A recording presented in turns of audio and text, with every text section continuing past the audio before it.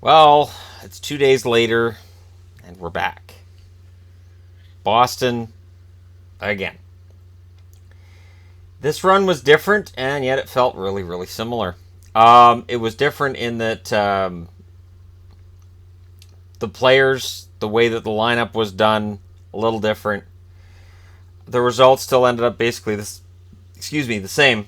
But what a run this was. And it started with a 7-game first round against the Hartford Whalers, which I loved because I like the Hartford Whalers.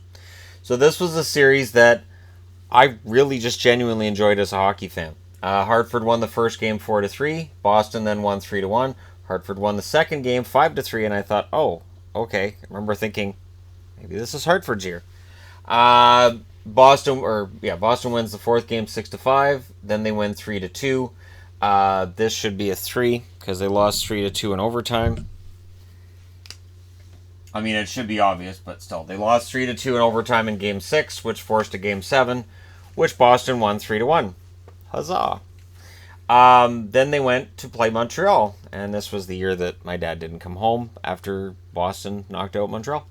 1-0 win for Montreal, 5-4 win in overtime for Montreal, or for Boston. So they won the first 2 games. They won the third game 6-3. One of these games in here, Montreal's buzzing around the net. They look like they're going to tie it. Andy Moog turns around, pushes the net off, and the whistle went before the puck went in. By today's standards, that's a goal and a penalty. If it didn't go in, you get delay of game for pushing the net off on purpose. My dad was beside himself. He was so angry, and of course, being a good kid, I kept saying, "Yeah, that's the way you get a whistle. He's just trying to get a whistle." And my dad's like, "Yeah, you can't do that." And I was like, "Yeah, but he did, so the goal doesn't count, right?" Yeah, it was fun. So they had a 3-0 series lead. And then in Game 4, they lost 4-1. So this is before the Philadelphia series, where Boston had a 3-0 series lead and lost the next 4. So I didn't worry about them blowing the lead. And they won Game 5 3-1. And, my dad stayed out that night. Because he knew that I was waiting at home with my Bruins jersey on, and I was all ready to have a little chat with him about the game. So they move on to the next round, and they played the Capitals. They win in a sweep. Scores of 5-3, 3-0, 4-1, 3-2, and it was awesome. I mean,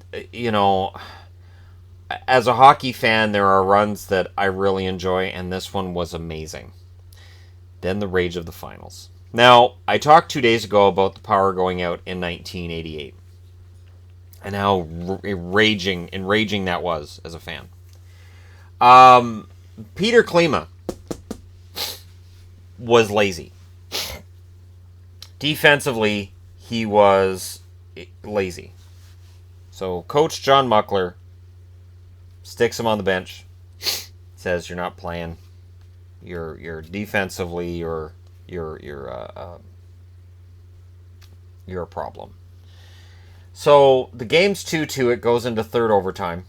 And I'm really excited. I'm like, man, this is not going to be like 2 years ago. Boston's not going down this time. This is a different team. Peter Klima had been stuck on that bench for hours.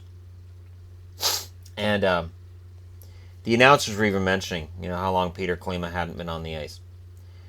He went on the ice and scored. In triple overtime. After not getting a shift since, I think it was the second period, he'd been benched. I'm surprised I didn't break the television.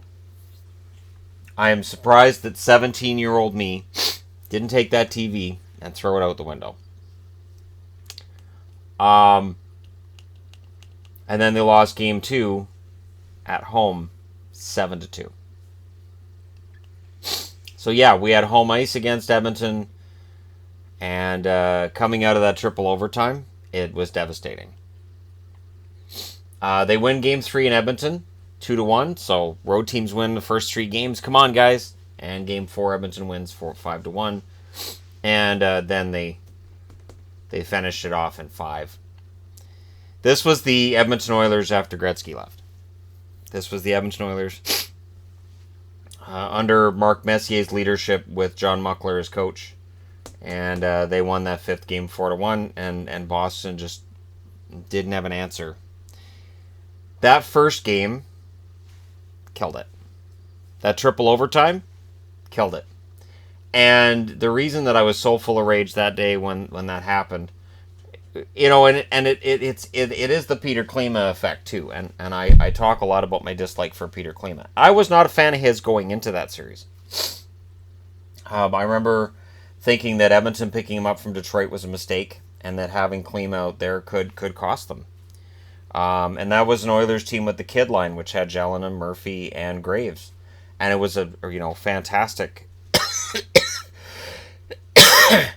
fantastic lineup that came together at the right time. And of course, you also had the fact that Andy Moog played for the Oilers and Bill Ranford had played for the Bruins, so they switched teams and they go up against each other.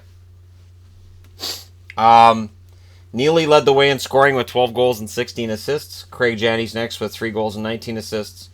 Ray Bourque, 5 goals and 12 assists. Randy Burridge, 4 goals and 11 assists. Dave Poulin, you know him from TSN, 8 goals and 5 assists. Brian Propp, who was brought in as basically a hired gun for that spring. And I love Brian Propp from that day forward.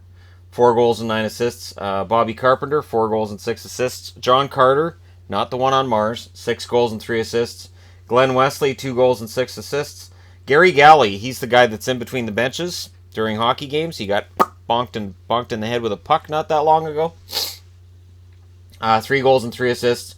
Don Sweeney, now the GM of the Bruins, 1 goal, 5 assists. Dave Christian, 4 goals and an assist. And Greg Hoggood, who would retire as a Canuck. I believe the Canucks are where he ended up retiring.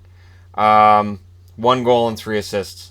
Andy Moog, 13 wins, 7 losses, 2.21 goals against, 909 save percentage. Reggie Lemelin, who had been the starter 2 years earlier, 1 loss, 5.79 goals against, 772 save percentage. So, Lemelin, not the guy. And Moog, clearly against his old team, it just didn't work. For the Bruins, they only managed 8 goals in 5 games against the Oilers. That doesn't work. And Ranford was up to the task. You could argue that Bill Ranford, kind of stole the series, but really it was a whole team effort. And it's too bad because this is the last time Boston will go to the finals for a while. So we won't be seeing them again during this series. But we're up to 1990, so we're getting into the 90s. We're coming up on some fun finals. This one wasn't a lot of fun. And the one theme with the Stanley Cup final is how lopsided it usually is. That's changed over the last little while, but it's at one point in time it was a pretty lopsided 4 or 5 game affair. Anyways, there you go. Thank you guys so much for watching. Let me know what you guys think in the comment section below. If you're a young Bruins fan, see, you got spared all this pain by being born later. But thank you guys very much for watching. Hit like and subscribe if you're browsing your way through. Just happened upon this video. I'll talk to you again soon.